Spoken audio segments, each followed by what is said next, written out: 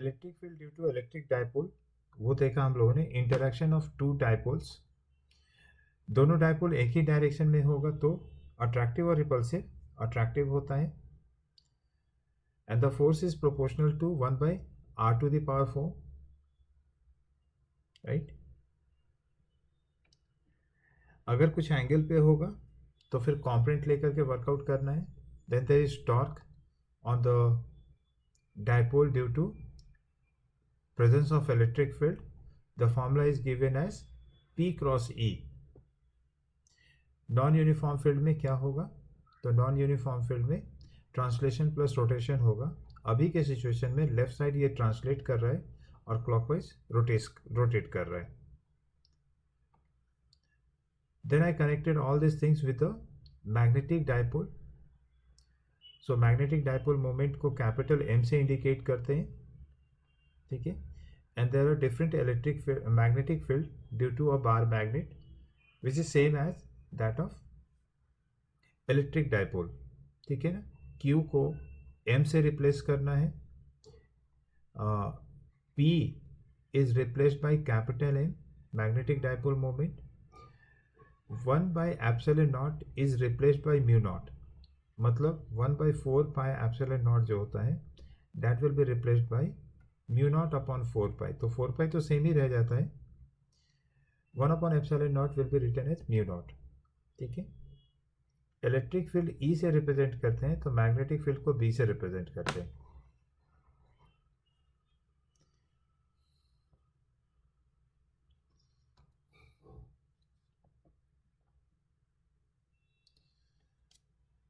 Okay, so we will be starting Gauss theorem, ठीक है। And to start with will take a question. एक छोटा सा question है, जरा इससे पहले बता कैसे करना है। There are two rods of uniform charge density λ1 and λ2 are kept perpendicular to each other and the perpendicular distance between them is a. What is the force of interaction between them? How does the interaction between the rod depends on a? मतलब basically force ही निकालना है दोनों के बीच में। Both are infinite rods, two mutually perpendicular long rod. When long is written, it means infinite. Uniform charge distribution of λ1 and λ2 at a distance a from each other as shown in the figure. तो force of interaction निकालना है।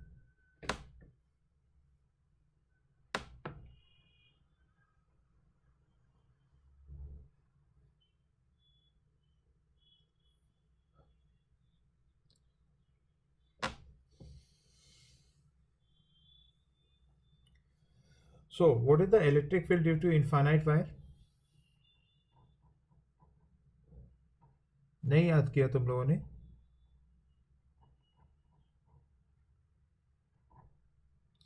λ/2πε0 into r होता है, where r is the perpendicular distance.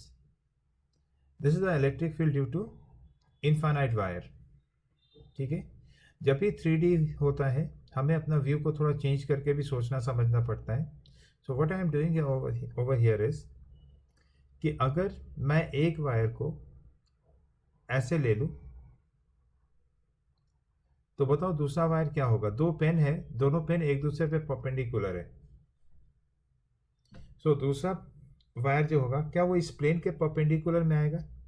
जैसे आप अपना pen अपने surface के ऊपर रखो perpendicularly. So let's say here it is, ये एक डॉट के जैसा दिखेगा जो कि वायर है। Are you getting this? Z axis पे ये एक्चुअली वायर है, ठीक है। तो हमें एक डॉट के जैसा ये दिखेगा। इसे आप λ1 कह दो और इसे आप λ2 कह दो। I hope you understood this figure. This is a,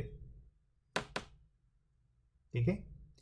अभी क्या करेंगे तो एलिमेंट लेंगे और वर्कआउट करेंगे, सिंपल, ठीक है। तो ऐसे करेंगे, इसमें फोर्स जो एक्सपीरियंस कर रहा है वो λ2 ले लो, ठीक है, it will experience force due to electric field of lambda 1।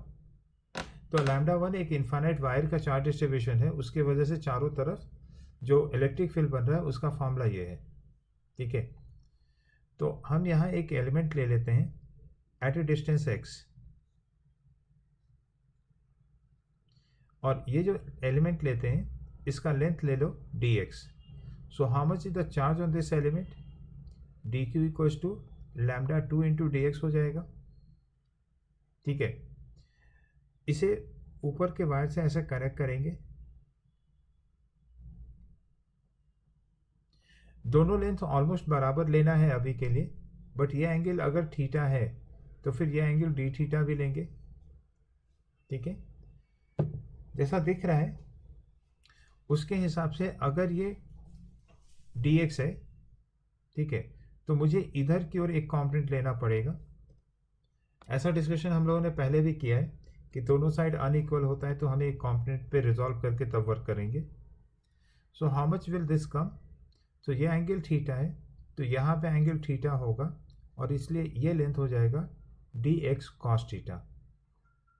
Call this distance as z। So dx cos theta will be z d theta. ठीक है, इस पे जो फोर्स का डायरेक्शन होगा वो किधर होगा एलिमेंट पे? तो वो इस लाइन पे होगा df। How much is that? तो charge into electric field at that point. How much is the electric field at distance z from a charge? So dq into lambda 1 upon 2 pi epsilon naught into z equals to df होगा।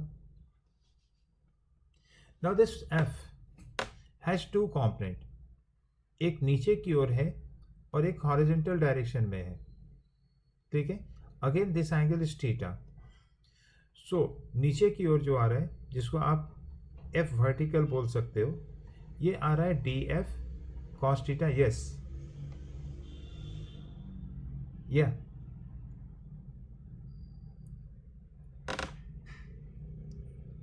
Okay, सबके साथ ऐसा हो रहा है?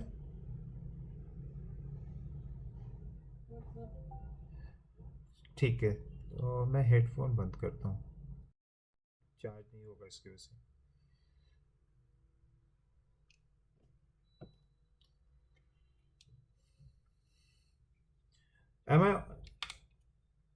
Am I audible to you? अभी आवाज आ रही है क्या?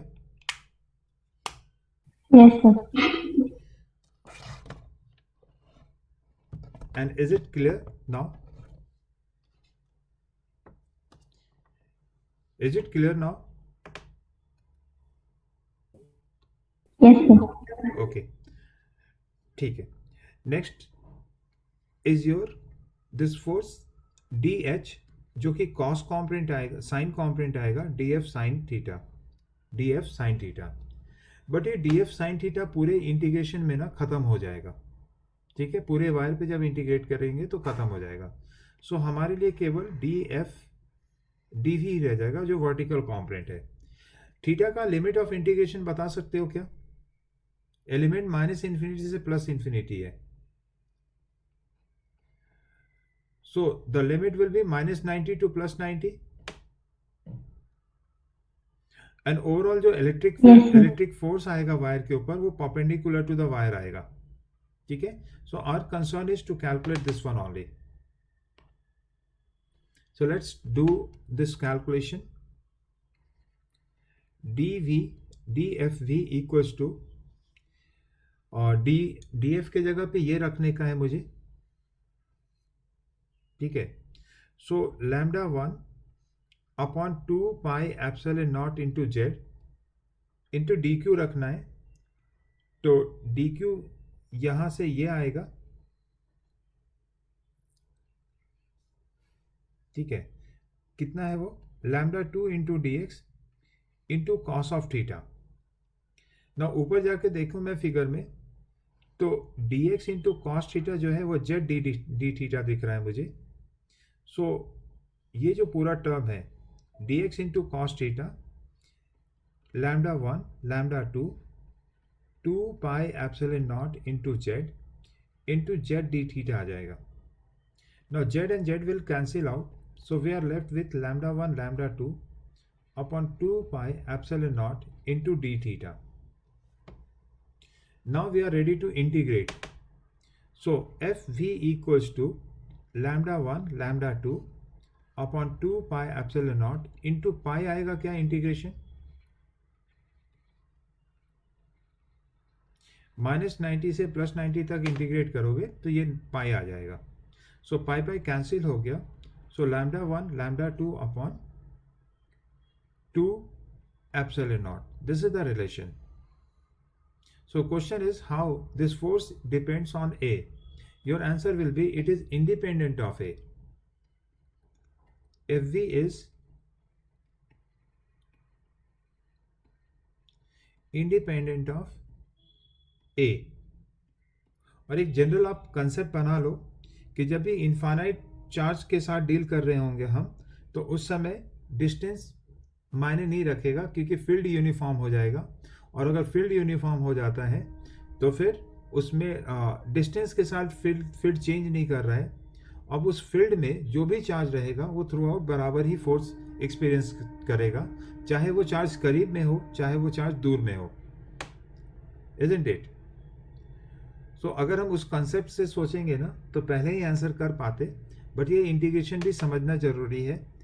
मैंने पीछे भी बहुत सारा इंटीग्रेशन तुम लोगों को सिखाया. This is the part of that and I always keep on repeating. Always do the derivation. Always do your derivation. You will understand how to calculate all this things. ठीक है, तो ये क्वेश्चन था. Next point to be discussed is Gauss theorem.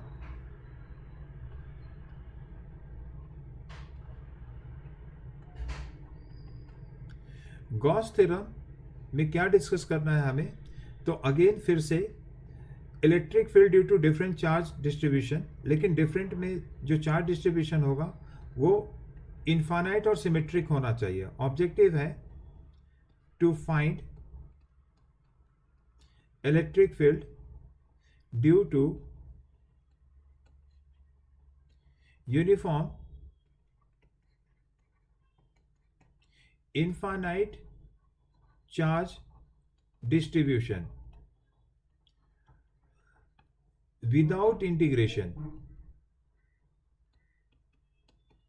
मतलब अभी तक में हम बार बार इंटीग्रेशन कर रहे थे, तो बिना इंटीग्रेशन के भी हम इलेक्ट्रिक फील्ड एस्टिमेट कर सकते हैं. लेकिन कंडीशन है कि केवल यूनिफॉर्म होना चाहिए चार्ज डिस्ट्रीब्यूशन और इनफाइनाइट होना चाहिए. जैसे मैंने एक डेफिनेट वायर के ऊपर बात किया था कि ये पॉइंट P है, ऊपर से θ1 बन रहा है, θ2 बन रहा है, तो क्या ये इनफाइनाइट चार्ज डिस्ट्रीब्यूशन का केस है? Answer is no. और इसलिए इस पे हम गॉस थ्योरम नहीं लगा पाएंगे. ठीक है, लेकिन जो इनफाइनाइट वायर था जिसका अभी ऊपर एग्जांपल लिया था हम लोगों ने, ठीक है, इसके लिए पॉइंट P पे इलेक्ट्रिक फील्ड निकालना, तो क्या इसमें गॉस थ्योरम लगेगा? आंसर इज यस, इसमें लगेगा इनफाइनाइट यूनिफॉर्म चार्ज डिस्ट्रीब्यूशन के वजह से. उसके बाद हम लोगों ने शीट पे बात किया था. ठीक है, तो अगर ये शीट इनफाइनाइट साइज का हो जिसका इलेक्ट्रिक फील्ड हमने निकाला था सिग्मा अपॉन 2 एप्सिलॉन नॉट करके परपेंडिकुलर टू द सरफेस, तो इस पे गॉस थ्योरम लगेगा. ठीक है, तो लिमिटेशन है गॉस थ्योरम में, बट ऑब्जेक्टिव है इलेक्ट्रिक फील्ड निकालना.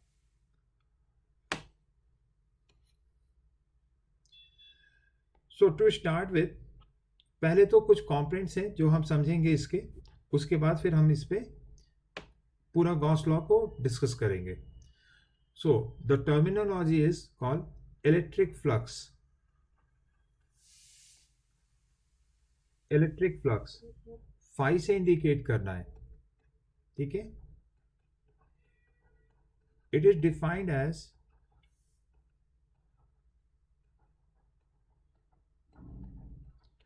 number of electric lines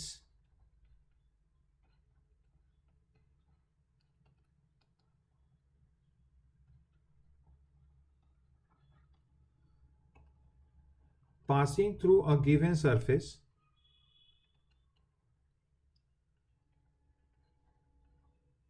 normally, perpendicularly,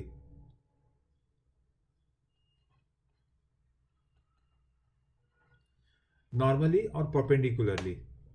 ठीक है, number of electric lines is given by this flux. Formula is flux equals to E dot A, और डॉट प्रोडक्ट है, इसका मतलब कि ये स्केलर क्वांटिटी है और इसे हम ई ए कॉस थीटा भी बोल सकते हैं, where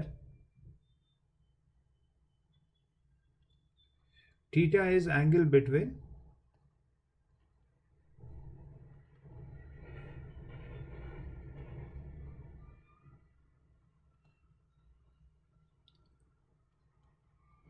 electric field and area vector.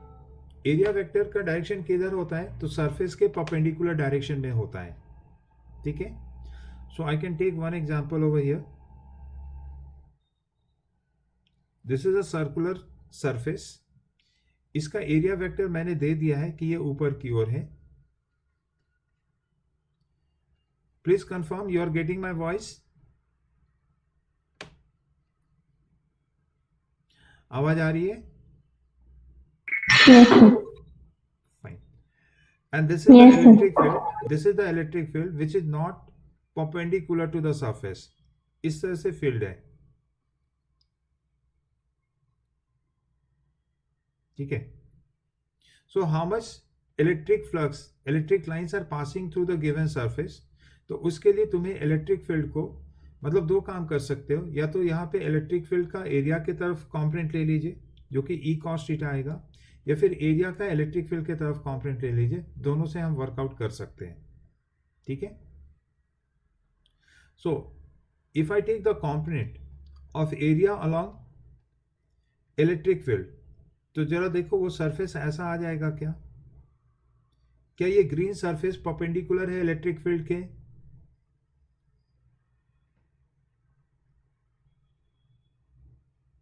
Yes और नो? क्या ग्रीन सरफेस इलेक्ट्रिक फील्ड के परपेंडिकुलर है? तो आंसर है yes. How much is the area of this flux? इसका एरिया कितना है? तो बेसिकली एरिया वेक्टर इसका जो है ए डैश से अगर रिप्रेजेंट करूं तो a dash is nothing but a cos theta. Projection पहले सिखा चुके हैं, काफी जगह पे वो सब यूज हो चुका है. So I am not going into that detail. ठीक है. So flux associated with this surface A is given as EA cos theta. आप आगे से इस बात को भी ध्यान रखेंगे कि जो A cos theta होता है ये प्रोजेक्टेड एरिया होता है. Projected area. ठीक है. ओके. सो अगर सरफेस एरिया ऐसे है एंड इलेक्ट्रिक फील्ड लाइंस इस तरह से है, what is the angle theta equals to here? इस केस में थीटा कितना है? This is area vector A and electric field भी उसी डायरेक्शन में है. So how much is theta equals to 0. 0. And therefore this is maximum electric flux which is passing through the given surface, E into A. ठीक है. Next case ले रहे हैं. This is the surface and electric line is parallel to the surface, not perpendicular to the surface. तो यहां तो electric line कुछ ऊपर से निकल जा रहा है, कुछ नीचे से निकल जा रहा है, सरफेस को तो क्रॉस ही नहीं कर पा रहा है. सो क्या देख करके आप बता सकते हो कि फ्लक्स 0 होगा यहां पे?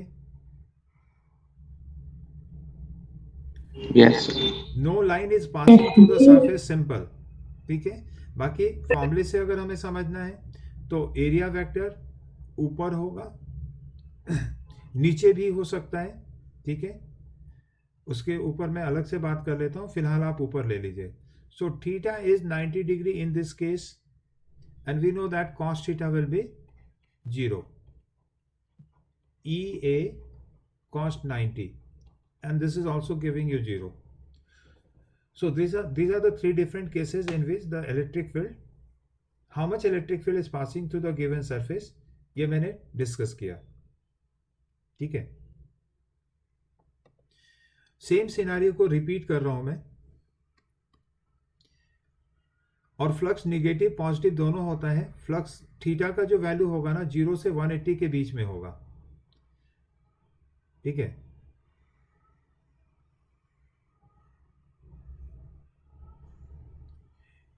ये एक स्पेस है जिसमें मैग्नेट इलेक्ट्रिक फील्ड E है।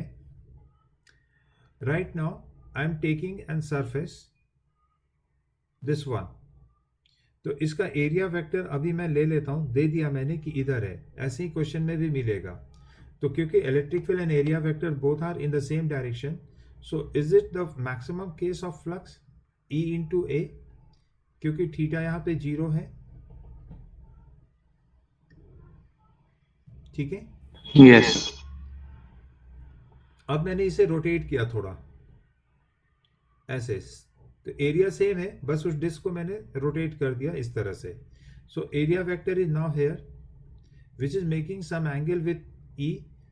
So obviously the number of electric lines passing through the surface now has decreased and that is given as EA cos theta, और यहाँ पे फ्लक्स पॉजिटिव होगा क्योंकि थीटा 90 से छोटा है। नेक्स्ट केस, और रोटेट किया इसे तो सरफेस टिल्ट होकर के ऐसा हो जाएगा, एरिया वेक्टर यहाँ आ चुका है, इलेक्ट्रिक फील्ड इधर है, एंड आई नो दैट कि इसमें फ्लक्स 0 हो रहा है, थीटा इज 90 डिग्री हियर। और रोटेट करेंगे तो ये डिस्क अब ऐसा दिखेगा मुझे, तो पीछे के ही कन्वेंशन से अगर मैं चलूं तो एरिया वेक्टर अभी जो दिख रहा है मुझे वो यहां पे दिख रहा है, ठीक है, एंड इलेक्ट्रिक फील्ड वेक्टर इधर दिख रहा है। So here is the angle theta electric field और एरिया वेक्टर के बीच में, बट ये थीटा जो है ना वो 90 से बड़ा है और 180 से छोटा है, तो कॉस तो निगेटिव हो जाएगा सेकेंड क्वाड्रेंट में। सो फ्लक्स का फॉर्मूला जो इसके साथ एसोसिएटेड है वो होगा तो यही, लेकिन सॉल्व करने पे ये फ्लक्स जो आएगा वो निगेटिव आएगा, ठीक है। So flux can be positive और negative associated with the surface. Lastly, अगर मैं इस तरह से डिस्क बनाऊं तो क्या मैंने डिस्क को पूरा 180 से रोटेट कर दिया है? एरिया वेक्टर इधर आ रहा है। आप फिगर 1 को देखो और फिर फिगर 2 को देखो। फिगर 1 के कंपैरिजन में फिगर 2 180 से रोटेट हो गया है क्या? यहाँ पे थीटा 180 है क्योंकि इलेक्ट्रिक फील्ड राइट में है, एरिया वेक्टर लेफ्ट में आ गया है, ठीक है। सो यहाँ पे फ्लक्स निगेटिव आएगा, minus EA, cos 180 minus pi लेंगे, -1 लेंगे, ठीक है। अभी इसमें मिनिमम क्या हम इसे बोल दें, तो क्योंकि ये एक नंबर है तो माइनस साइन केवल डायरेक्शन बताता है कि वो बाहर निकल रहा है या अंदर जा रहा है, बट नंबर का तो मिनिमम नंबर 0 हो सकता है, मैक्सिमम ये हो सकता है E इंटू ए हो सकता है, राइट। तो इसे मिनिमम बोलना मेरे हिसाब से सही नहीं होगा, ठीक है। मिनिमम जो होगा उसे हम 0 ही बोले, वो ज़्यादा बेटर है, and maximum number of lines passing through the given surface will be E into A, right guys. Unit क्या लेंगे, तो इलेक्ट्रिक फील्ड है, एरिया है, तो जैसा उसमें लिखते हैं उसी तरह से ले लीजिएगा। न्यूटन पर कूलम, तो न्यूटन मीटर स्क्वायर पर कूलम ले सकते हैं, ठीक है। एज सच कोई यूनिट यहाँ पे डिफाइन नहीं किया गया इसका, तो जो इलेक्ट्रिक फील्ड एंड एरिया से आएगा वही यूनिट आप ले लेंगे। On the same line there is magnetic flux, जो बार मैग्नेट से मैग्नेटिक लाइंस निकल रहा है, ठीक है, उसका अगर वो भी किसी सरफेस एरिया से किसी एरिया से पास करे तो फ्लक्स एसोसिएशन उसमें आएगा। सो मैग्नेटिक फ्लक्स, वहां पे भी सिंबल फाई होता है, ठीक है, and this phi will be defined as B dot A, so BA into cos theta. Obviously theta will be the angle between area vector A and magnetic field B. Magnetic field and area vector के बीच में ये angle होता है। Rest of the explanation is same जो कि ऊपर मैंने डिस्कस किया है, ठीक है। तो मैग्नेटिक फील्ड में जब आप जाएंगे तो आपको ये पढ़ना है जो आप अभी पढ़ चुके हैं, ठीक है। दोबारा नहीं बताऊंगा, ये याद रखना। तो ये हो गया मैग्नेटिक फ्लक्स। जैसे ये एक बार मैग्नेट है, ये नॉर्थ पोल होता है, ये साउथ पोल होता है। So everyone knows that this is the magnetic field arrangement. North से निकलना और साउथ में इन करना, पता है सबको ना ये चीज, ऐसा होता है। Yes, sir. Okay, this is how the magnetic field arrangement is, ठीक है। अब जरा देखो यहाँ पे, और ऑलरेडी हम लोगों ने डाइपोल में जैसे मैग्नेटिक फील्ड इलेक्ट्रिक फील्ड का लिखा था डायरेक्शन, वैसे ही मैग्नेटिक फील्ड का direction. Can you tell me what is the direction of electric field at point A? Right, left, up and down?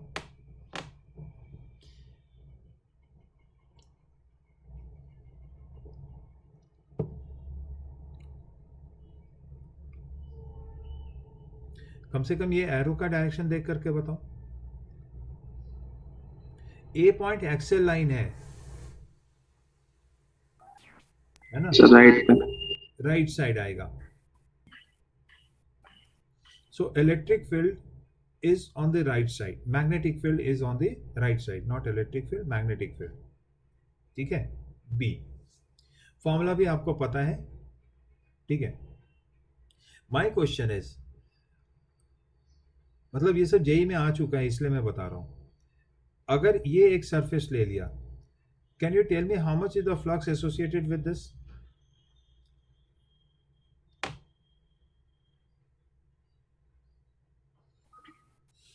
यहाँ पे हॉरिजॉन्टल एक सर्किल लिया है, so how much flux is passing through this? It is zero, ठीक है। You need to find out zero angle, या so electric field is parallel, magnetic field is parallel to the surface. So area vector तो ऊपर या नीचे हो जाएगा, मतलब थीटा यहाँ पे 90 डिग्री ले रहे हो, सो इट इज जीरो, ठीक है। What about this position? ये एक पोजीशन है, यहां भी मैंने ऐसे करके लिया सरफेस सी को। How much is the flux associated with surface C? You see the magnetic field direction, magnetic field ऐसे है ना? तो again magnetic field and area vector is coming perpendicular to each other, it is again zero. What is the magnetic field flux associated at point D, surface D के साथ? तो आप बोलेंगे B into ए यहाँ, ठीक है। I am not considering the sign, simply magnitude लिखा। So this is your magnetic and electric flux, ठीक है। क्योंकि सरफेस का बार बार बात आ रहा है, तो पहले मैं सरफेस पे पॉइंट डिस्कस कर लेते हैं, उसके बाद इससे एसोसिएटेड और भी चीजें देखेंगे। So basically surface is taken is of two type. One is your open surface and other is closed surface. Now open surface is like disk. So in this the area vector will be defined in the question, ठीक है। Question में ही define किया जाएगा, चाहे figure में दे दिया जाएगा। अभी अगर मैं बोलूं कि इसका एरिया वेक्टर किधर है, तो आपको perpendicular to the surface draw करना है। Now it could be upside और it could be downside also, right.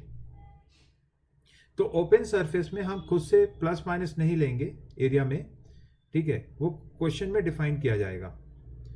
वैसे ये एक स्क्वायर प्लेट ले लो, so on this surface again area vector will be perpendicular up और परपेंडिकुलर डाउन, किधर भी हो सकता है, ठीक है।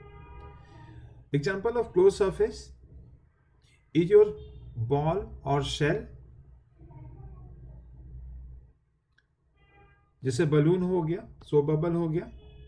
सो यहां पे कुछ एयर ट्रैप हो रहा है and therefore I am calling it as a close surface, जो कुछ वॉल्यूम को क्लोज करे, ठीक है। नाउ इसमें दो डायरेक्शन है, आउटवर्ड एंड इनवर्ड, ठीक है, तो area vector is taken as plus if it is outward and area vector is taken as negative if it is inward. ये कन्वेंशन है, ठीक है। सो ये सरफेस है और सरफेस पे अगर एरिया वेक्टर बाहर की ओर निकल रहा है तो उसे क्या लेना है, हमें पॉजिटिव लेना है। अगर इन कर रहा है तो हमें उसे निगेटिव लेना है, ठीक है।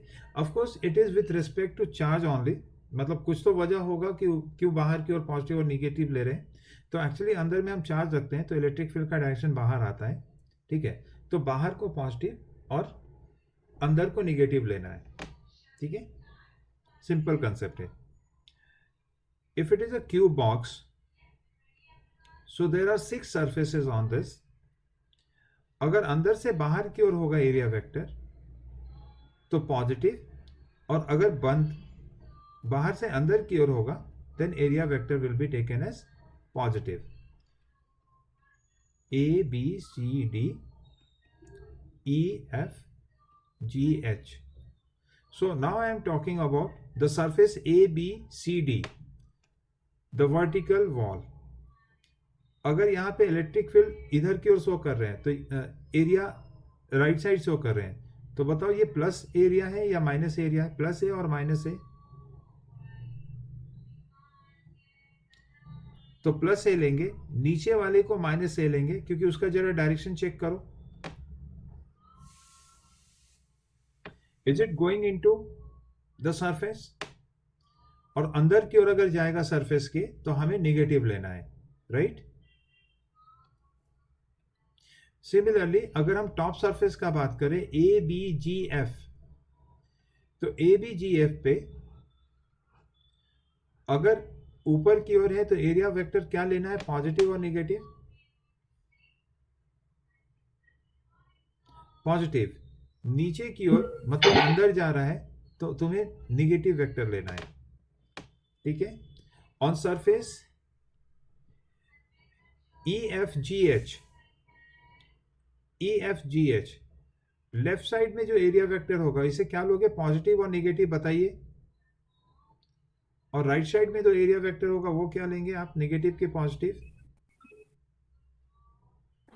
ठीक है। ये बाहर निकल के आ रहा है इसलिए पॉजिटिव लेना है लेफ्ट साइड वाले एरिया वेक्टर को, और ये अंदर जा रहा है इसलिए नेगेटिव लेना है, ठीक है। यहां पे राइट और लेफ्ट लेकर के नहीं सोचने का है, प्लस माइनस, ठीक है। सो क्लोज सरफेस में इस तरह से हम एरिया वेक्टर्स को लेते हैं, ठीक है।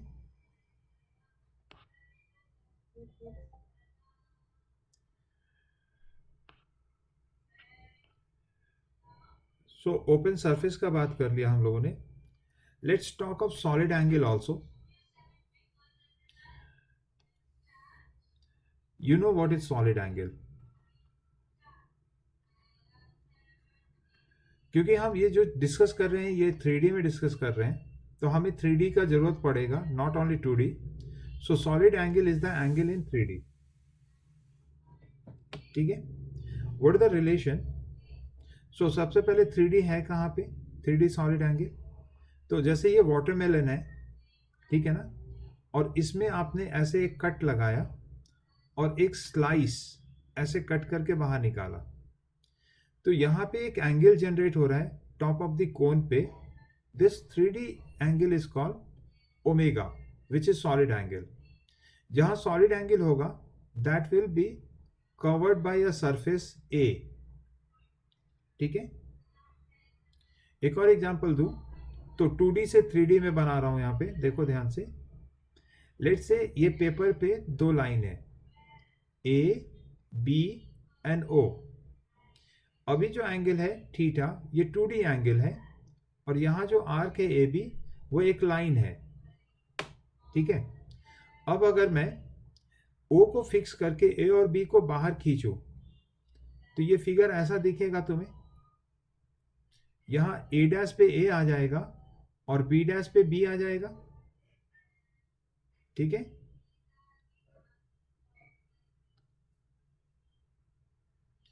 नाउ इसे मैं कनेक्ट करूं,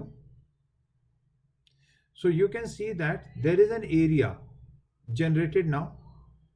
और यहां पे अगर देखो तो यहां एक सॉलिड एंगल जनरेट हुआ क्या? अगर आप 3D में पूरे स्ट्रक्चर को देखेंगे, स्पेस में देखेंगे तो यहाँ पे एक सॉलिड एंगल जनरेट हुआ है जिसे हम ओमेगा से डिनोट कर रहे हैं, और उसके करस्पॉन्डिंग एक सरफेस भी जनरेट हुआ है।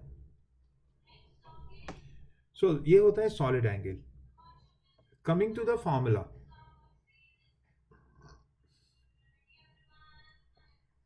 सो 2D के लिए ये x है आर्क लेंथ, ये रेडियस r, ये रेडियस r, और ये angle theta. So what is theta equals to बोलना है यहाँ पे,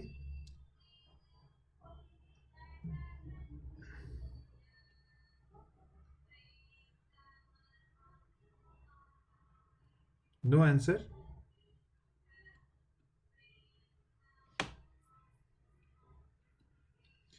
sign R. X upon R, नहीं सर्कुलर आर्क का बात कर रहे हैं, तो it is x upon R, ठीक है, या छोटा एंगल अगर रहेगा तो एक्स स्ट्रेट बन जाएगा।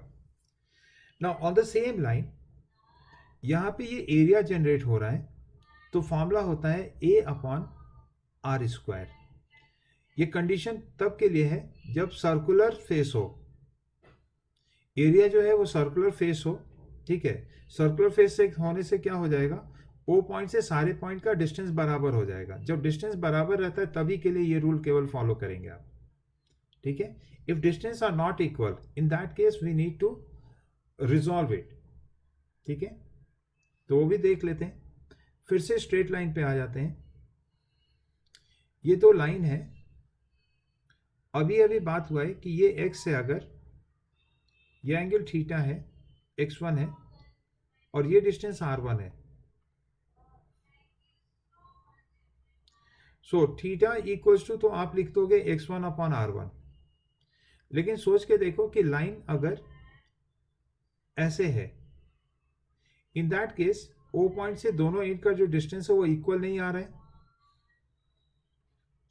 तो आप ये रूल नहीं लगा सकते।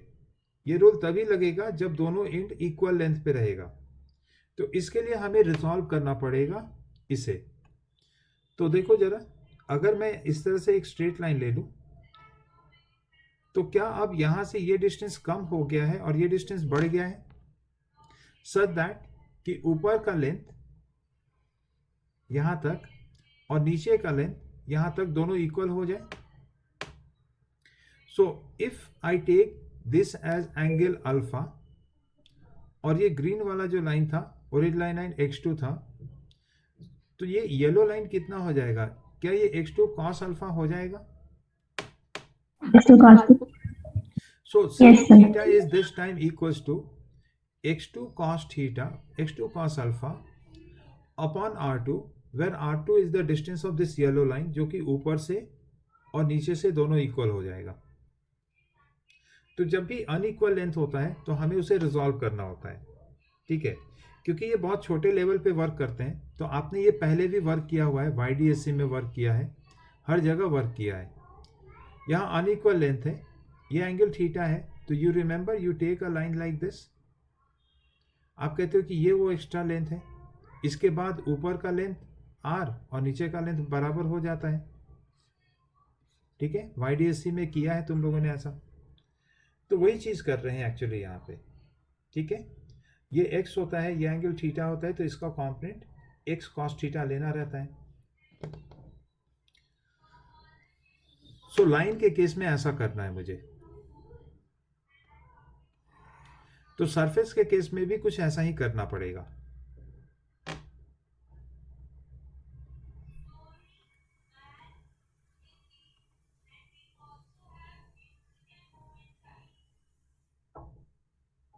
ठीक है, इस फिगर को मुझे अलग कर देना चाहिए। तो अगर अनइक्वल लेंथ होता है तो उस केस में एक सेंट्रल लाइन लीजिएगा, सेंट्रल लाइन से इसका कॉम्पोनेंट लीजिएगा ऐसा, ये x है, ये एंगल अल्फा है, तो ये लाइन x cos अल्फा आएगा, और अब ये डिस्टेंस दोनों आपस में बराबर हो जाएगा। In that case, you will be able to apply the concept theta equals to x cos alpha upon r. On the same line area upon R square होता है सॉलिड एंगल का formula. So this is solid angle here and say this is the surface. तो इस surface के लिए ये distance और ये डिस्टेंस तुम्हें इक्वल दिख रहा है. ठीक है. So solid angle is directly written as a1 upon r1 square. But what about this surface? क्या इस a2 सरफेस के सारे एजेस को O से कनेक्ट करो तो इक्वल लेंथ का आएगा क्या? नहीं आएगा. और इसलिए डायरेक्ट ये नहीं लिख सकते हैं. So you need to take the component. Component के लिए क्या करना? तो तुम्हें एक सेंट्रल लाइन बनाना है और सेंट्रल लाइन के साथ जो एरिया वेक्टर A2 है वो है किधर? इधर है. मुझे इस डायरेक्शन में चाहिए. Call this angle as alpha. So can you tell me, is it A2 cos alpha on the central line? और A2 cos alpha अगर देखा जाए तो फिगर में ये है which is nothing but a component of A2. समझ रहे हो ना? क्योंकि A2 cos alpha central line पे है तो उसके परपेंडिकुलर डायरेक्शन में यही एरिया बनेगा तुम्हारा. ना ये जो येलो वाला एरिया अभी बना है वो इक्वी डिस्टेंस पे दिख रहा है O से. नाउ अगर ये R2 है, can you tell me what is this solid angle equals to in terms of A2? Is it A2 cos alpha upon R2 square?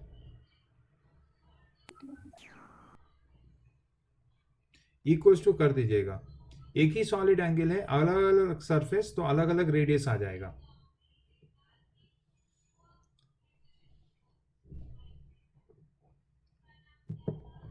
So this is my final solid angle formula. और अगर छोटा रहेगा तो d omega equals to DA cos alpha upon R square ऐसा formula लिखेंगे.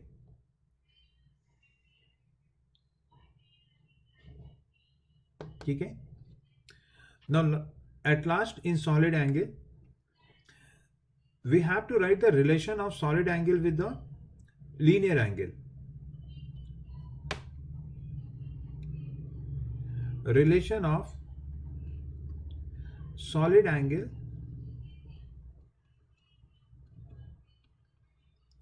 With linear angle या 2D angle कह सकते हो आप इसे. लीनियर क्यों लिख रहे हैं? 2D एंगल लिखते हैं.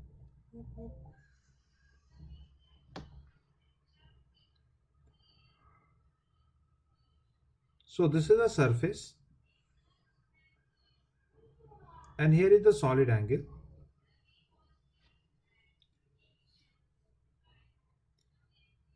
Let's say इसका रेडियस R है, A है और ये डिस्टेंस को R बोल देते हैं. तो solid angle you defined as A upon R square. ये तो ठीक है. लेकिन अभी क्या है कि ये जो कोण दिख रहा है तुम्हें, इसका प्रोजेक्शन क्या आएगा? क्या इसका प्रोजेक्शन एक ट्राइंगल आएगा? बताइए मुझे, इसका प्रोजेक्शन क्या आएगा? एक ट्राइंगल ही आएगा ना ऐसा. इस ट्राइंगल में ये जो एंगल है Yes, sir. 2D एंगल बनेगा. Let me call it theta. ठीक है. तो ये वाला पूरा एंगल जो है वो कितना है? थीटा है. What is theta? Theta is the 2D angle corresponding to 3D angle. Okay. तो ये पूरा एंगल है. अगर तो केवल ऊपर वाला एंगल को फिर से मैं रिपीट कर रहा हूं. 2 theta is the 2D angle corresponding to 3D angle. क्या ये स्टेटमेंट ठीक है? 2 theta is the 2D angle corresponding to 3D angle, right? तो एक रिलेशन है इस ओमेगा और थीटा को लेकर के, and that relation is, of course I am not going into derivation, आप इसको सीधा सीधा याद रखेंगे, 2 पाई 1 माइनस कॉस थीटा।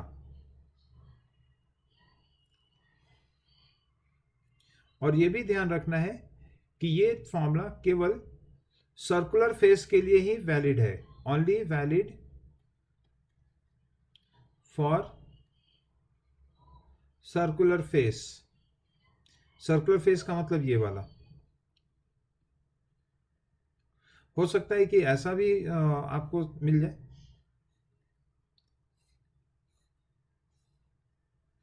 ये भी तो एक डायग्राम है, यहां पे एक सॉलिड एंगल है मेरे पास, लेकिन जो फेस है वो सर्कुलर है क्या? No sir.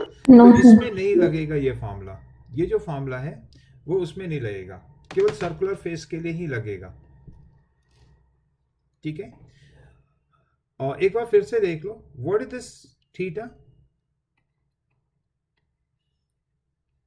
Half angle of projected omega. ठीक है, ओमेगा को प्रोजेक्ट करेंगे तो एक एंगल बनेगा और उस एंगल का आधा एंगल लेना है।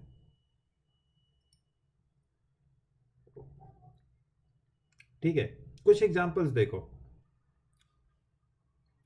हेमीस्फेयर,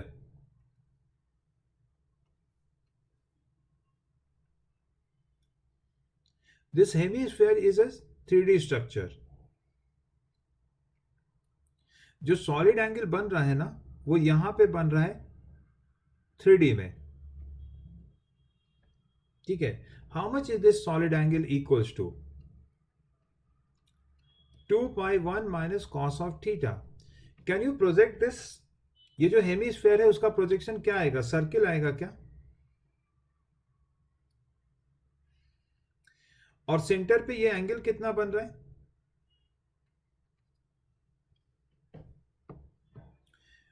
यस, सेंटर पे एंगल कितना बन रहा है प्रोजेक्शन करने के बाद? पाई बन रहा है। पाई का आधा कितना होता है? 90 degree. So theta is equal to 90 degree. Substitute करने पे ये 2 पाई आ जाएगा। सो एक सॉलिड हेमीस्फेयर का 3D एंगल कितना होता है, ये सॉलिड एंगल कितना होता है उसके सेंटर पे? आंसर इज 2 पाई।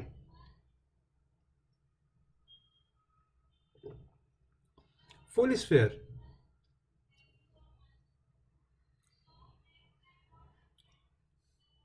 इसका 3D एंगल सेंटर पे 4 पाई होता है, यू नो दैट। ठीक है, सो प्रोजेक्शन करने पे सेंटर पे कितना एंगल बन रहा है 2D का? थीटा कितना आ रहा है? 2 पाई आ रहा है, 360 डिग्री। Yes sir. उसका हाफ एंगल कितना हो जाएगा? थीटा मैंने लिख दिया इसे, इसका हाफ करना पड़ेगा, यहीं पे कर देते हैं। इसका हाफ एंगल कितना हो जाएगा? पाई हो जाएगा। So substitute in the formula 2 pi 1 minus cos pi, ये 2 हो जा रहा है, सो इट इज कमिंग 4 पाई।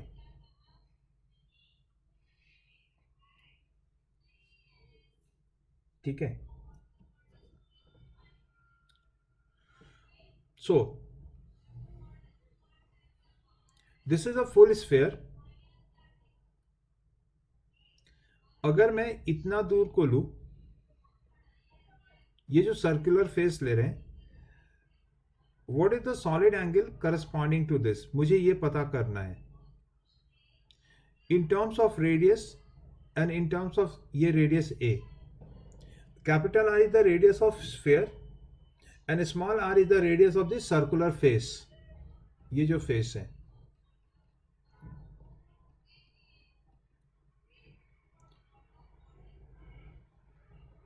तो हम क्या देखेंगे कि सेंटर पे हाफ एंगल कितना बन रहा है?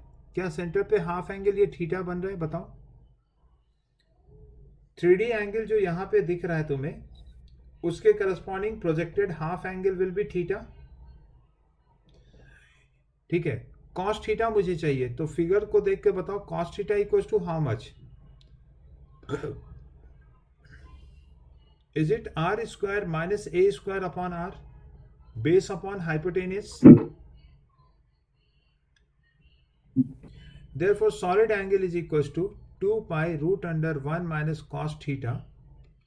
That is 2 pi root under 1 minus root under r square minus a square upon r. And this is my answer. मैं क्या बोल रहा था? आई वॉज टेलिंग यू कि मुझे सॉलिड एंगल एक्सप्रेस करना है in terms of A and R. That I did. Any question at this point?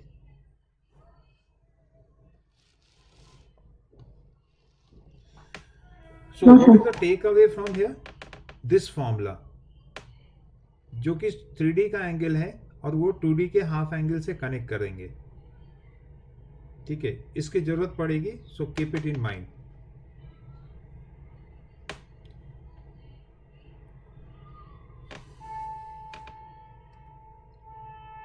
Coming back to the formula E A cos theta, मतलब फ्लक्स पे this is uniform electric field space. उसमें मैंने एक hemisphere रखा, hollow hemisphere रखा. ये जो hollow hemisphere है ये एक इमेजिनरी सरफेस होता है, ये बस हम सोचते हैं. ठीक है, ये हमारे इमेजिनेशन में है, ऐसा रियली में नहीं है कि एक मेटल का हेमीस्फीयर स्पेस में रख दिया. अगर स्पेस में आप देखो तो केवल आपको फील्ड दिखेगा. हम लोग ये इमेजिनरी सरफेस ले रहे हैं यहाँ पे हेमीस्फीयर के फॉर्म में. ठीक है. Now this sphere has two faces, face 1 which is flat and face 2 which is curved. ठीक है.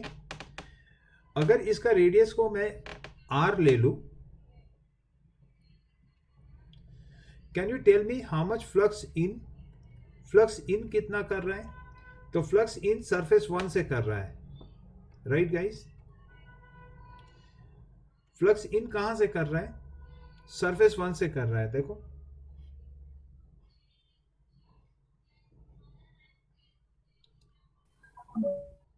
How much is that using the formula E A cos theta? बताइए मुझे. ई रहेगा, एरिया कितना हो जाएगा? सर्कुलर फेस है तो पाई आर स्क्वायर, एंड कॉस 180 या कॉस 0?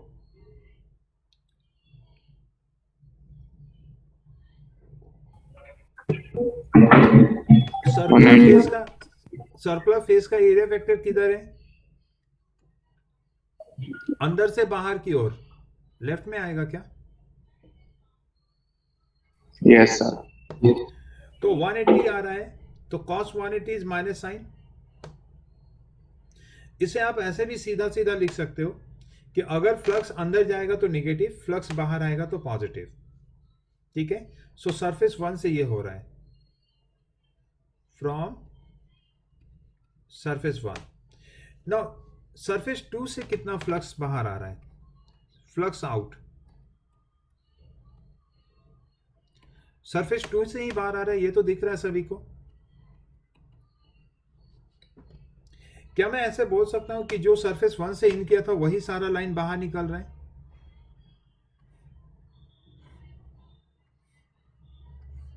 यस और नो? Yes sir. दूसरा तरीका इसका यह है कि इंटीग्रेट करो, तो मैं इंटीग्रेट नहीं कर रहा हूं. ठीक है, already I have told you the formula, और इंटीग्रेशन वगैरह पहले किया हुआ है, तो अभी हम लोग उस पर नहीं जा करके सीधा सीधा मैं बात करूं तो जितना इन कर रहा है उतना ही इस कर्व सरफेस से बाहर निकल रहा है. सो फ्लक्स का मैग्नीट्यूड हो जाएगा E into pi are square. Sign क्या लेंगे? प्लस लेंगे या माइनस लेंगे? बाहर निकल रहा है, प्लस लेंगे. अगर मैं गौर से देखूं पाई आर स्क्वायर को, तो is it the projected area of this curve surface? Curve surface का प्रोजेक्टेड एरिया सर्किल ही आएगा ना, जिसका रेडियस आर होगा। तो उस पॉइंट ऑफ व्यू से भी क्लियर हो रहा है कि हमें प्रोजेक्टेड, जब भी कर्व सरफेस होगा इलेक्ट्रिक फील्ड डायरेक्शन में प्रोजेक्शन कर देना है। And therefore this is the flux out. What is the net flux associated? So net flux में ना flux in plus flux out and which is zero. इस पूरे surface hemisphere के साथ कितना इलेक्ट्रिक लाइंस एसोसिएटेड है? तो कुछ भी एसोसिएटेड नहीं है, क्योंकि जितना आ रहा था उतना निकल गया। Understood guys? Now I am taking a general 3D structure. ये कुछ 3D है, ठीक है ना, लूप नहीं है, ये 3D है। So what is the flux associated with this surface?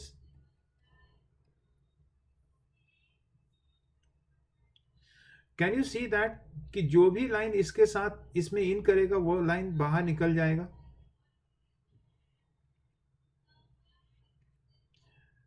दिख रहा है ना ये चीज सबको?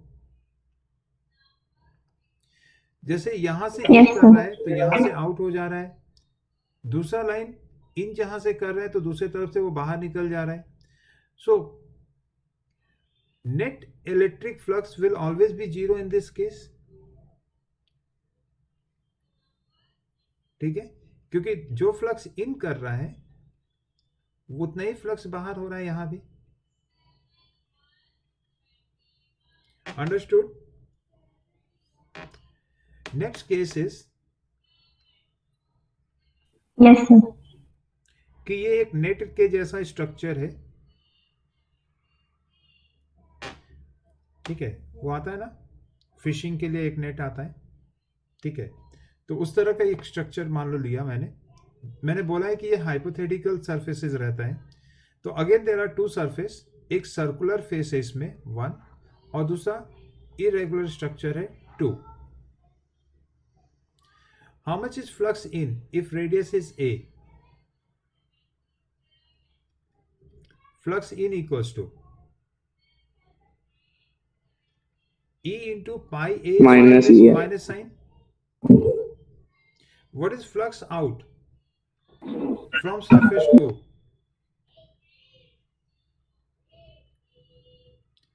तो सरफेस 2 से अभी भी वही बात आप बोलने वाले हो, E इंटू पाई ए स्क्वायर। आप बोलेंगे कि सर इसमें तो मतलब इरेगुलर है तो सर्किल तो आएगा नहीं प्रोजेक्शन। देखो इसमें आप जो सर्किल से इन कर रहा है केवल वही लाइन बाहर निकलता हुआ कंसीडर करेंगे। क्यों? क्योंकि जो सरफेस 2 पे इन कर रहा है वही सरफेस नीचे का अगर लाइन की बात करें तो सरफेस 2 पे ही इन आउट हो रहा है, तो वो तो सीधा सीधा जीरो हो रहा है ना।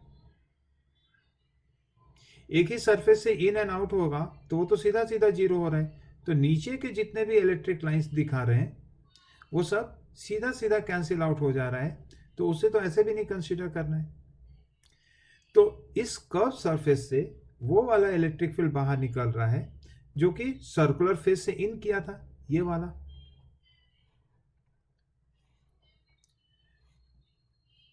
ठीक है, so this is your flux through the surface 1 and surface 2 plus sign के साथ होगा। हाँ, ओवरऑल जब मैं कर्व सरफेस और सर्कुलर सरफेस दोनों को एक सिस्टम में ले लूं तो उस समय नेट फ्लक्स क्या होगा? तो net flux is zero again. ठीक है, तो कब आएगा नेट फ्लक्स? कब आएगा? उसके लिए इस सरफेस के अंदर कुछ चार्ज होना चाहिए। ठीक है, ये जो सरफेस क्लोज सरफेस बनाया है ना, इसके अंदर कुछ चार्ज होना चाहिए जो कि अभी आगे डिस्कशन में आएगा। Any question at this point? कुछ बुक से निकालू क्वेश्चन अगर तो।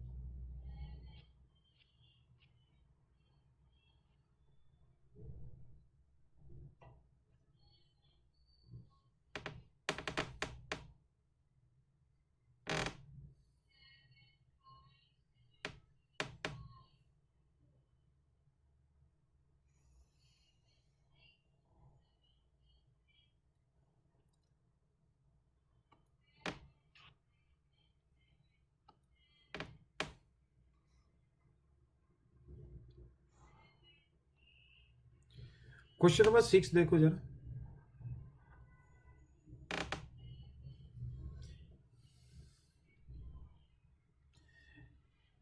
यूनिफॉर्म इलेक्ट्रिक फील्ड में रखा, what is the flux link to the curve surface if A B C, सब फिगर में दे रखा है। चलो ए का बात करते हैं। What is the flux associated with the curve surface, ये रहा वो कर्व सरफेस। तो क्या दिख रहा है तुम्हें? Yes, is it coming zero? क्योंकि कर्व सरफेस जब लेंगे तो कर्व सरफेस पे जो इलेक्ट्रिक लाइन इन हो रहा है वही आउट हो जा रहा है। So what is the net electric flux through the curved surface? It is 0.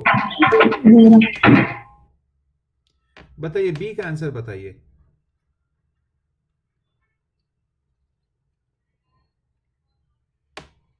यह है कर्व सरफेस। और दूसरा, ये इलेक्ट्रिक लाइंस कहां से आया था? तो नीचे से आया था। तो इन कहां पे किया था? फ्लैट सरफेस पे इन किया था क्या?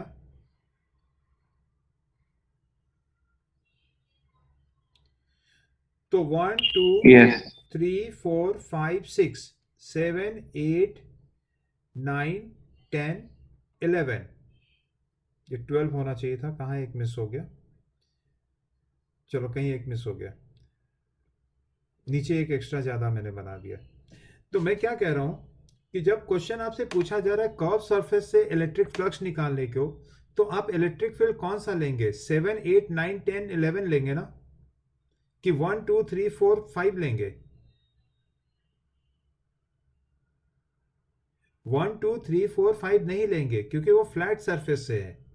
Question is from the curve surface only. So you are talking about 7 8 9 10 11 only, right? वो सारे इलेक्ट्रिक लाइंस की बात कर रहे हैं। How much is that? So क्या ये pi into E into pi are square लिखेंगे? प्रोजेक्टेड एरिया लेना होगा ना कर्व सरफेस के लिए।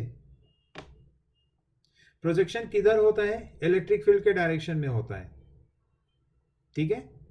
साइन क्या आएगा? प्लस और minus? Plus. This is the answer, this is the answer. Now coming to this C part, flux associated with C. ये ज्यादा मतलब ठीक है, ये अच्छा क्वेश्चन है। बताओगे? कर्व सरफेस से इलेक्ट्रिक फील्ड बाहर निकल रहा है या अंदर आ रहा है? मतलब प्लस होगा या माइनस होगा, ये बताओ पहले। Plus. प्लस होगा। How much? क्वेश्चन ये बता रहा है कि हर पॉइंट पे इलेक्ट्रिक फील्ड है E, but electric field is perpendicular to the surface. तो मुझे तो कुछ करना ही नहीं है इसका मतलब। ऑलरेडी सरफेस पे परपेंडिकुलर ही दिखा रहा है ना ये।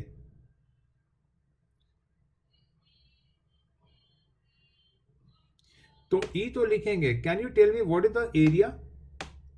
सरफेस एरिया क्या लेना है? पाई आर स्क्वायर लेना है या कुछ और लेना है? 2 pi r square. So you talked about curved surface area, hemisphere का surface area, and you are right. ठीक है, क्योंकि ऑलरेडी सरफेस पे परपेंडिकुलर है, तो जो सरफेस है वो सीधा सीधा मुझे लेना है, और वो है 2 पाई आर स्क्वायर। सो ये रहा फ्लक्स का formula. Question number 11,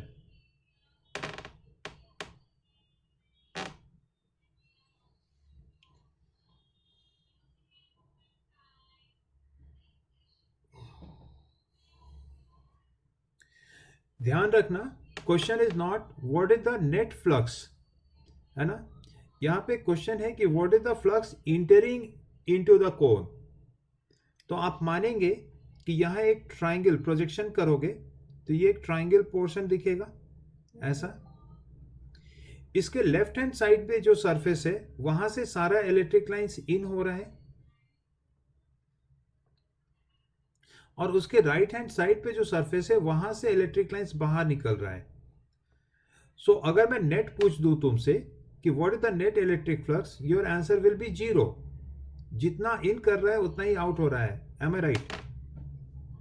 But question is only about entering. Yes. So you are only talking on the left hand side. Surface 1 से कितना इन कर रहा है उसके बारे में. अब मैं वेट करूंगा तुम्हारा. आप बताओ मुझे flux in equals to what. Electric field तो ई है, मुझे एरिया चाहिए.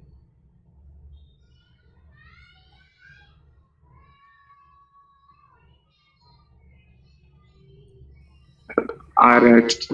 ERH. आर एच तो रेक्टेंगल हो गया. आर इंटू एच तो एक रेक्टेंगल हो गया.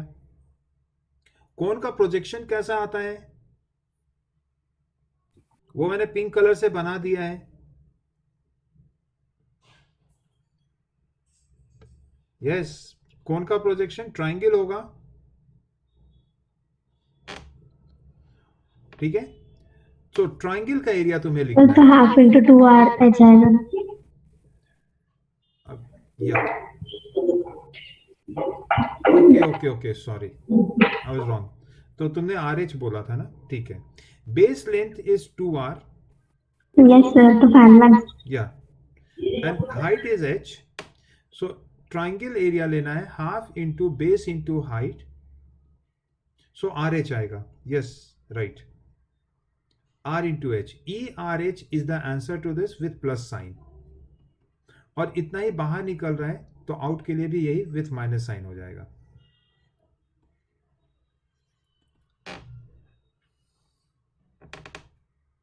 ठीक है. Question number 12.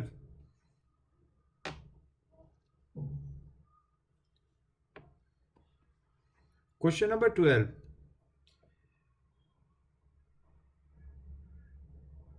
मतलब उसे मैं ऐसे समझा दूं तुम्हें.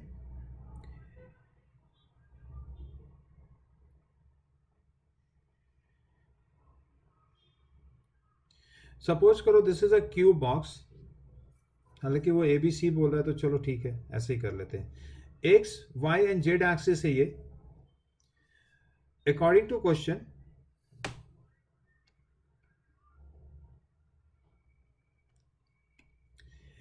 एक X एक्सिस कॉम्पोनेंट है इलेक्ट्रिक फील्ड का. X एक्सिस पे कितना है इलेक्ट्रिक फील्ड? A है अकॉर्डिंग टू क्वेश्चन C. और Y एक्सिस पे ऊपर की ओर है इलेक्ट्रिक फील्ड EY जो कि B है. The question says what is the electric field in YZ plane. ये YZ plane तो ये वाला है ना. YZ plane. Can you tell me how much is the flux? What is the flux through this area? Area A दे रखा है, इसका area सीधा सीधा A दे रखा है. So phi 1 equals to 0. Zero. Zero कैसे? ये पूरे स्पेस में है. एक्स एक्सिस वाला जो इलेक्ट्रिक फील्ड है वो इस प्लेन के परपेंडिकुलर है ना. वाई एक्सिस जो है वो सीधा ऊपर जा रहा है तो इस सरफेस को क्रॉस नहीं करेगा, वाईजेड प्लेन को क्रॉस नहीं करेगा. जेड एक्सिस पे अगर इलेक्ट्रिक फील्ड होता तो वो इसे क्रॉस नहीं करता है, लेकिन एक्स एक्सिस पे जो इलेक्ट्रिक फील्ड है वो क्रॉस कर रहा है. So actually EX into A हो जाएगा इसका answer. Right. So A into capital A. This is the answer. Which one? Part A. ठीक है. XZ प्लेन किधर है? तो XZ प्लेन तो फ्लोर पे है, ये है XZ प्लेन. सो इसे सरफेस 2 का नाम दे दें. तो फ्लक्स 2 बोलना है अभी. Y एक्सिस इलेक्ट्रिक फील्ड के वजह से आएगा केवल. Is it B into A? इस बारी एक्स एक्सिस का इलेक्ट्रिक फील्ड का कोई क्रॉसिंग नहीं होगा इस सरफेस पे. ठीक है. And therefore this is the answer B. XY plane, ये रहा XY प्लेन. क्या XY प्लेन को ये दोनों इलेक्ट्रिक फील्ड कट कर रहा है, क्रॉस कर रहा है?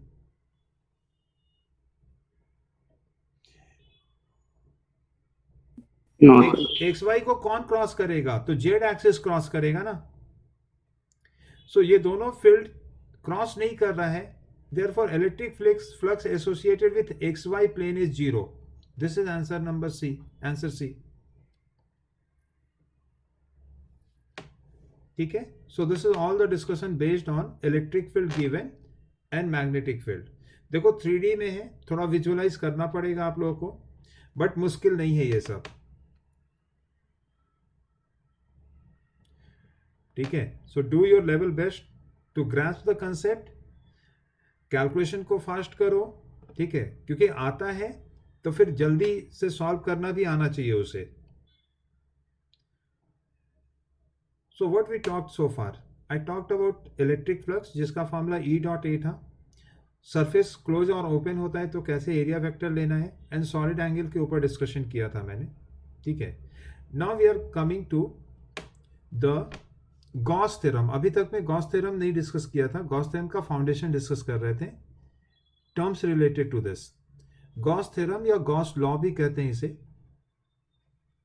ठीक है, so what is Gauss law? It says that total flux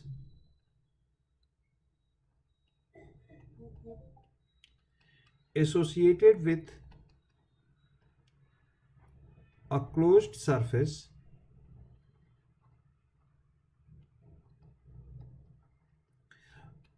which encloses charge q in vacuum is given as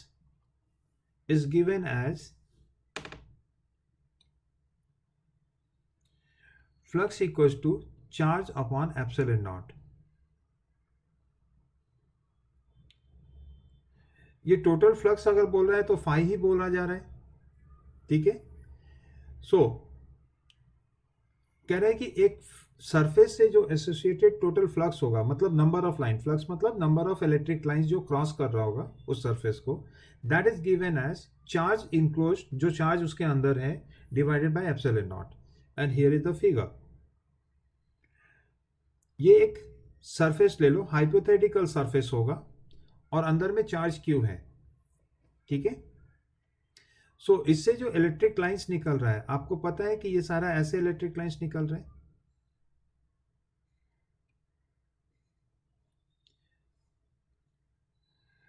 so my question is, क्या सरफेस से कुछ इलेक्ट्रिक लाइंस इन भी कर रहा है या केवल बाहर ही निकल रहा है? इलेक्ट्रिक लाइंस केवल बाहर निकल रहा है या कुछ इन भी कर रहा है, अंदर भी जा रहा है इलेक्ट्रिक लाइंस? आंसर इज केवल बाहर निकल रहा है. ठीक है, अभी प्लस चार्ज लिया है इसके वजह से. सो जो बाहर निकल रहा है, how much is this flux? So that flux is equal to Q upon epsilon nought, total number of electric lines which is passing through. ठीक है, क्या ये सरफेस जो लिया है उसके ऊपर डिपेंड करेगा? मैंने सरफेस जो लिया है वो स्फेरिकल लिया है. This surface is called Gaussian surface. Gaussian surface, क्या ये रियली में एग्जिस्ट करता है Gaussian surface? Answer me. No sir, ऐसा नहीं, ये रियली में एग्जिस्ट नहीं करेगा. हम सोचते हैं इस तरह से. ठीक है, हम इमेजिन करेंगे कि एक सरफेस होगा यहाँ पे. हाँ, रियलिटी क्या है? तो चार्ज है और चार्ज की वजह से इलेक्ट्रिक फील्ड है. ये दोनों चीज एग्जिस्ट करता है. जो सरफेस मैंने बनाया है वो एक हाइपोथेटिकल सरफेस है. क्या सरफेस के शेप पे, साइज पे डिपेंड करेगा? मतलब मैंने छोटा लिया था और छोटा ले लेते हैं, ये रहा एक सरफेस. क्या फ्लक्स उतना ही है जितना पहले था, मतलब Q upon epsilon not? Surface 1 पे भी उतना ही जितना सरफेस 2 पे है, यस और नो? नंबर ऑफ लाइन देखो ना, क्या सरफेस 1 से जितना नंबर ऑफ लाइन निकल रहा था वही सरफेस 2 से क्रॉस कर रहा है क्या? यस, इसका मतलब साइज ऑफ द सरफेस पे डिपेंड नहीं कर रहा है. ठीक है, क्या शेप ऑफ द सरफेस पे डिपेंड कर रहा है? ये नया सरफेस, सरफेस 3 बनाया मैंने. बताइए मुझे, नंबर ऑफ लाइंस को काउंट करो और बताओ, क्या शेप ऑफ द सरफेस पे डिपेंड कर रहा है? Answer is again no. Sir. जितना इलेक्ट्रिक लाइन अंदर से आ रहा था वही सारा इस सरफेस से क्रॉस करेगा। तो सरफेस के शेप पे डिपेंड नहीं करता है, सरफेस के साइज पे डिपेंड नहीं करता है, ठीक है, क्योंकि वो इमेजनरी है, इसलिए ये सब चीज़ें आ रही हैं। एक बात को बिल्कुल क्लियर रखो। तो जब मुझे चूज करना होगा तो मैं रेगुलर सरफेस लूँ या इरेगुलर सरफेस लूँ, क्योंकि मुझे तो कैलकुलेशन करना होता है। So when it will come to my choice, I will take a regular surface. What are those regular surface? So it could be sphere, it could be cylinder, it could be plane surfaces. ठीक है, तो ऐसा हम लोग लेंगे।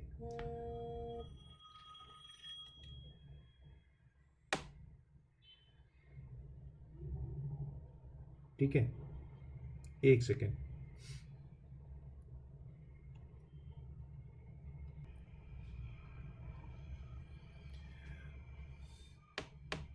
So point क्या क्या निकल करके आया है कि ये चार्ज Q है, तो चाहे स्फेरिकल सरफेस ले लो, ये चार्ज Q है, आप सिलेंड्रिकल सरफेस ले लो,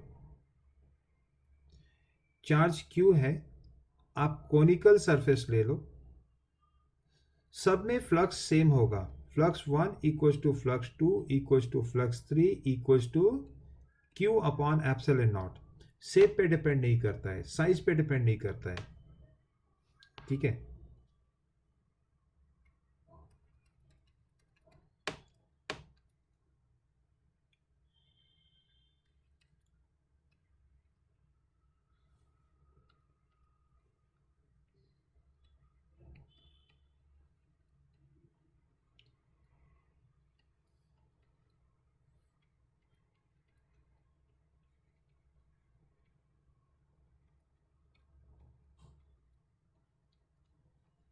Size of Gaussian surface, shape of Gaussian surface, ठीक है। And therefore when if you have to choose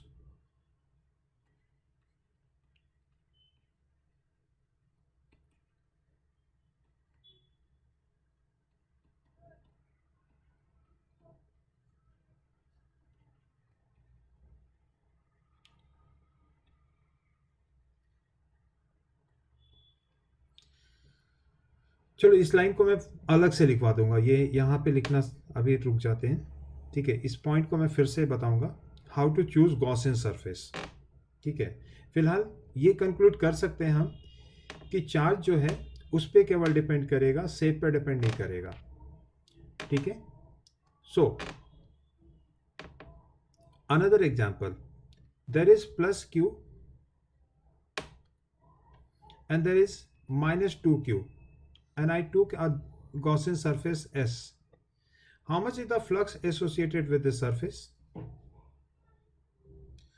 तो उस केस में Q net divided by epsilon naught होगा, ठीक है। So what is the net charge, या फिर आप दोनों का इंडिविजुअल कर लीजिएगा, तो Q upon epsilon not plus Q के वजह से है, and minus 2Q upon epsilon not negative charge की वजह से होगा, and the result coming is Q upon epsilon naught. What does this minus sign indicates?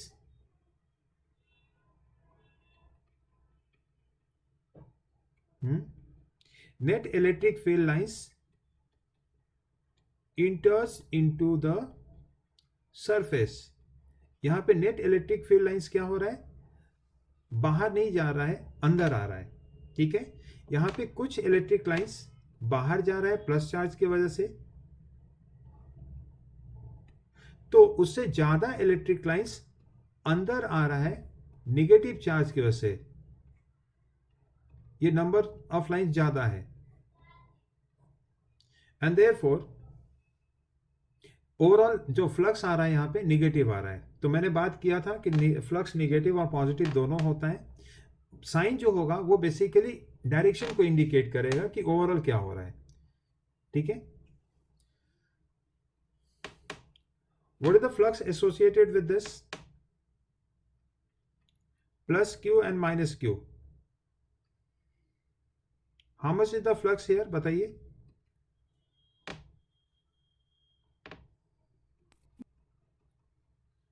Zero zero होना भी चाहिए। जितना इलेक्ट्रिक लाइंस निकल रहा था उतना ही इलेक्ट्रिक लाइंस इन कर जाएगा, and therefore net electric flux is 0. ठीक है. So one last, Q1, Q2 and Q3. सब जब ऐसा लिखते हैं तो आपको अज्यूम करना है कि सब प्लस चार्ज ही हैं. ठीक है. और नेट जो चार्ज लेंगे आप Q1 plus Q2 plus Q3 ऐसा कुछ लेंगे.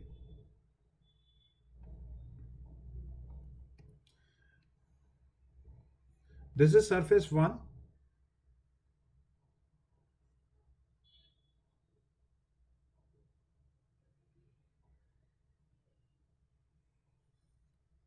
Surface 2, surface 3. सो बताइए, flux associated with surface 1, surface 2 and surface 3 quickly.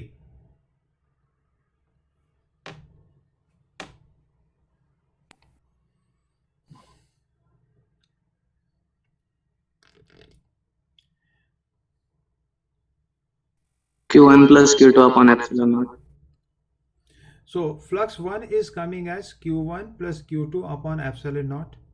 Q2 is coming as flux 2 is coming as Q2 upon epsilon naught, and Q3 is coming as Q1 plus Q2 plus Q3 upon epsilon naught, right?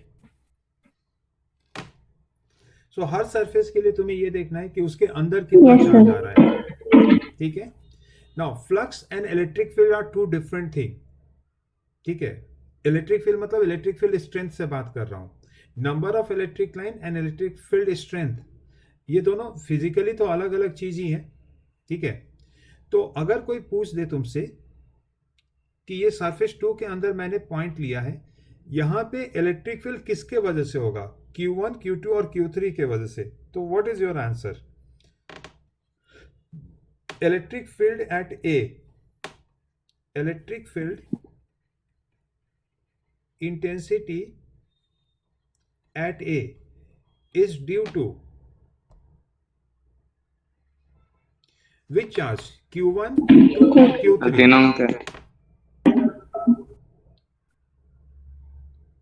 Is due to Q1, Q2 and Q3. Means all three. कभी भी आप ये नहीं सोचेंगे कि अरे surface ऐसा लिया, ये सरफेस हाइपोथेटिकल है और वो फ्लक्स के कंसेप्ट को लिखने के लिए लिखा है. बट रियलिटी ये है कि 3 चार्ज है. एक बार आप तीनों सरफेस को उड़ा करके देखो तो 3 चार्ज है और एक पॉइंट है, तो उस पॉइंट पे तीनों चार्ज का इलेक्ट्रिक फील्ड आएगा. So be clear about this. Either inside और आउटसाइड कहीं पे भी बात करेंगे, जितने चार्जेस मुझे स्पेस में देखेंगे सबका इलेक्ट्रिक फील्ड लिखना है वहां पे. So intensity at A is due to Q1, Q2 and Q3, not only because of Q2. ऐसा कोई लॉजिक नहीं देंगे कि क्योंकि इस लूप में जिसमें A है वहां पे चार्ज केवल Q2 है इसलिए Q2 का इलेक्ट्रिक फील्ड होगा, Q3 और Q1 का कैंसिल आउट हो जाएगा. ऐसा कोई लॉजिक आप नहीं देंगे इसमें. ठीक है. So finally we have two formula of electric flux. Phi equals to, एक फॉर्मूला आया है net charge enclosed upon epsilon nought, और दूसरा फॉर्मूला आया है E डॉट ए. और अगर छोटा एरिया लेकर के हम बात करेंगे तो इंटीग्रेशन साइन लगाना है E डॉट डी ए ऐसा. This is our flux formula in total. तो अगर क्वेश्चन में चार्ज दे रखा हो और फ्लक्स निकालना हो तो आप Q अपॉन एप्सिलॉन नॉट वाला फॉर्मूला यूज करेंगे. अगर क्वेश्चन में इलेक्ट्रिक फील्ड दे रखा है और फ्लक्स निकालना है तो E डॉट ए वाला फॉर्मूला यूज करेंगे. ठीक है. You understood this point. Question में चार्ज दे रखा होगा तो चार्ज इनक्लोज्ड अपॉन वाला लगाना है, और क्वेश्चन में अगर इलेक्ट्रिक फील्ड दे रखा होगा तो इलेक्ट्रिक फील्ड डॉट एरिया का फॉर्मूला लगा करके हम निकालेंगे. तो इलेक्ट्रिक फील्ड डॉट एरिया तो पीछे हम लोगों ने वर्कआउट किया है, चार्ज का देखते हैं. Question is find flux associated with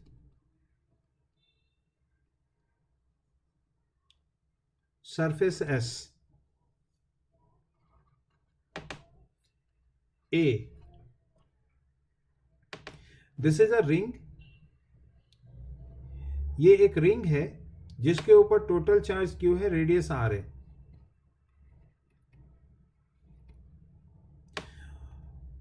The Gaussian surface is like this, which is also of the radius R,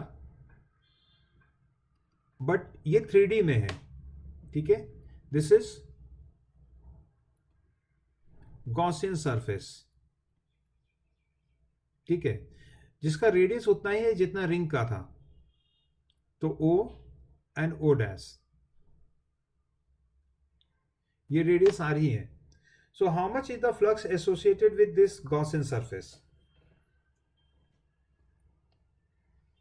इसके लिए मैं फिर से एक बात बोल देता हूं कि सपोज करो यहां चार्ज Q है, तो आपने बोला कि इस सरफेस के लिए फ्लक्स जो हो जाएगा वो Q1 अपॉन एप्सिलॉन नॉट होगा.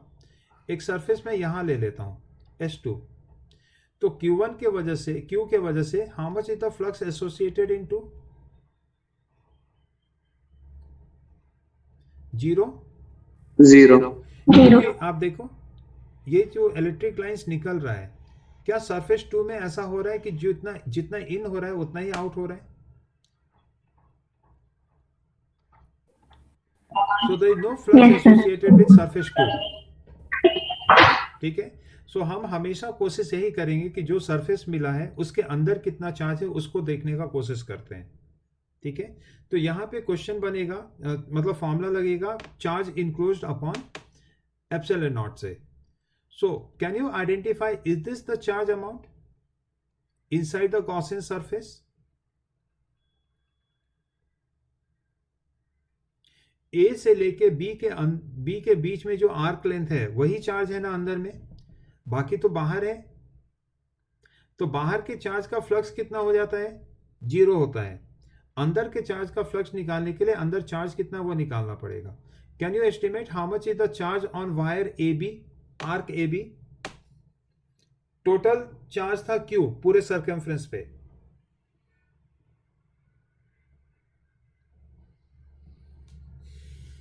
ज्योमेट्री लगाना है.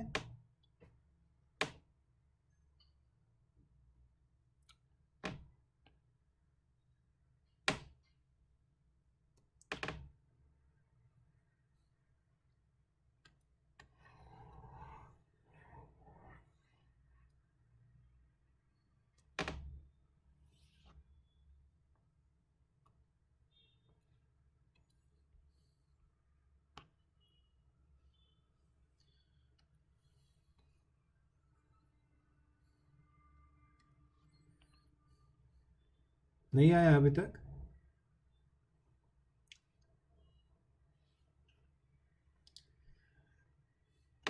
See here, what is OA length? What is OA? Is it R? What is O dash A? Yes, Is it sir. R? तो क्या ये इक्विलेटरल ट्राइंगल बना, means 60 degree. So total angle A से B के बीच में कितना हो गया? 120 डिग्री. 120 के करस्पॉन्डिंग कितना चार्ज हो जाएगा? Q/3 ना.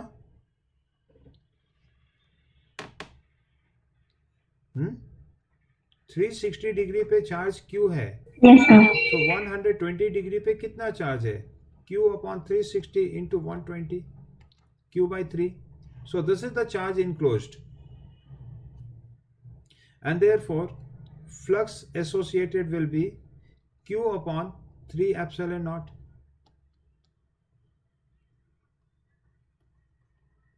Answer.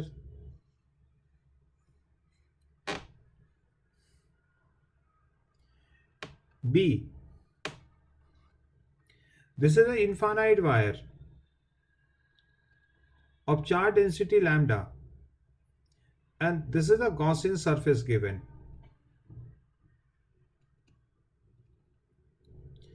जिसका सेंटर O पे है, इसका परपेंडिकुलर डिस्टेंस D है और इसका रेडियस R है. गॉसियन सरफेस का रेडियस R है. So how much is the flux associated with this Gaussian surface? तो क्या तुम्हारा फोकस इस चार्ज पे होगा जो इसके अंदर है, ए से लेके बी के बीच में? सो बेसिकली तुम्हें ए बी लेंथ निकालना है, ठीक है. So charge enclosed equals to lambda into how much is A B length in terms of d and r. ये सब में लिखने का जरूरत है क्या? Try to develop skills. ये रहा आर तुम्हारा, तो ये वाला length root under r square minus d square हो जाएगा पाइथागोरस थ्योरम से, उसका डबल करने वाले हो. So lambda into 2 root under r square minus d square. अभी इसे एप्सिलॉन नॉट से डिवाइड कर दो, तो ये क्या बन गया? फ्लक्स बन गया. And this is your answer. ठीक है. सो गॉस थ्योरम हम लोगों ने डिस्कस किया है. So we have completed this part. अब हम लोग इसके ऊपर बेस्ड जो और कंसेप्ट है उसको हम लोग नेक्स्ट सेशन में कल देखेंगे. ठीक है. So will end up the session now. Bye bye everyone.